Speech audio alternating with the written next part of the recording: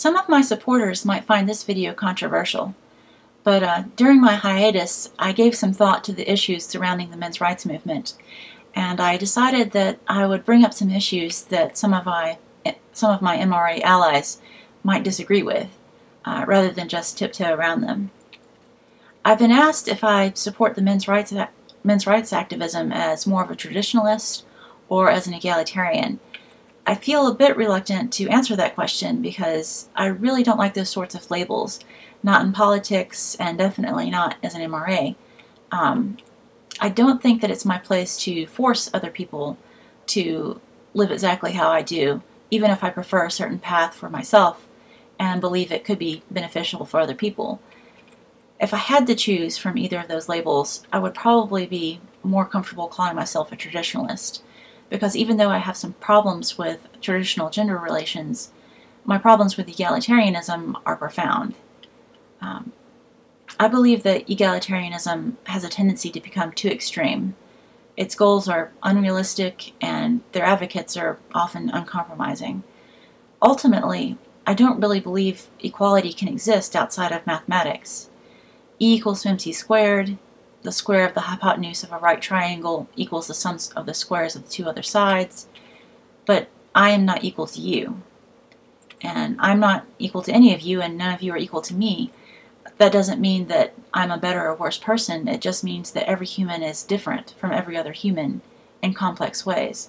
Things as different from each other as people are can't be called equal. So it's far more accurate to say that humans are often incommensurable. Everyone is better at doing something than somebody else. How can you compare one person's strength to another person's swiftness? Or one person's intellect to another person's work ethic? Of course, society would be better off with more law-abiding citizens and less murderers, so sometimes we can say that one person is inherently better than another. Judging people against each other can become entirely subjective or completely objective, depending on what you're talking about. There is no meaningful definition of equality that can be applied to all of humanity, though. This isn't to say that all people don't have a fundamental right, such as freedom of speech or the right to a fair trial, but having those fundamental rights doesn't make people equal, and it certainly doesn't make them the same. The desire for equality drives us towards the desire for sameness, something antithetical to human nature. We can see the horrors caused by radical egalitarian nations, where Marxism has been tried and has failed spectacularly. I think the ideology of egalitarianism has led many well-meaning people into supporting policies that ultimately create hatred and suffering. Many feminists fall into this category. They imagine a world where men and women are exactly the same, where they're equal, where they are equally represented in the same professions, that neither have a power over another or advantages over the other.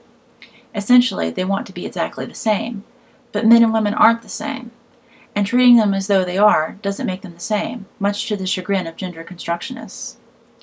When men and women have equal opportunity to enter a certain career, they seldom appear in equal numbers, as men and women have different skills and proclivities. When men are stripped of all their traditional advantages over women, women then gain a clear upper hand, as their less obvious traditional advantages remain firmly in place. Most of these traditional advantages and disadvantages are not mere social constructs, but are fundamental to our biology. Women can bear children, and for our culture and civilization to survive, women must continue to bear children. This will always put them at a disadvantage compared to men when it comes to careers. Men are always going to be less picky than women when it comes to sex and romance, giving women a huge social advantage over them. Neither of those facts are going to go away if businesses are forced to hire equal numbers of men and women and pay every employee exactly the same. Egalitarianism is a lie promulgated by cultural Marxists, largely with the intent of causing hatred and division within society. As people look around and they see that some people have advantages that they don't, or they're too wrapped up in their own fantasy of equality to realize that they are not equal to those other people, and they therefore should have no expectation of having the same sort of lifestyle that they do. That causes anger and resentment. feelings which many on the far left exploit to gain power, including but not limited to feminists, race baiters, and other social justice crusaders.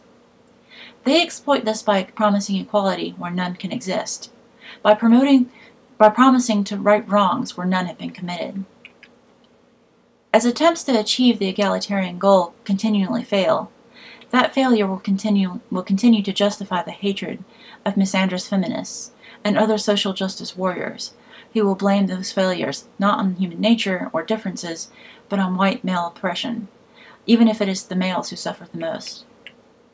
Now, I don't completely embrace traditional values either. There have been many improvements for both sexes that I would like to keep, most of which aren't a result of feminism or the attempt to gain equality, but because of progress in technology, knowledge, and productivity. Men no longer have to work themselves to death in mines, and women no longer have to put themselves at great risk when they have children. These luxuries aren't the result of feminism, but because people, overwhelmingly men, have worked hard. They've used their minds and built a safer, wealthier, and more prosperous civilization.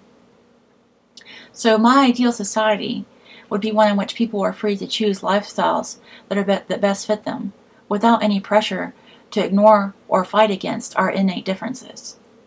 This would entail more women making motherhood their primary responsibility ahead of a career, which I'll talk about more in a future video. Well, that's all for now.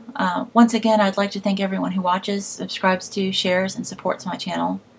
I really appreciate it. Thank you. Until next time, this is Shield Wife.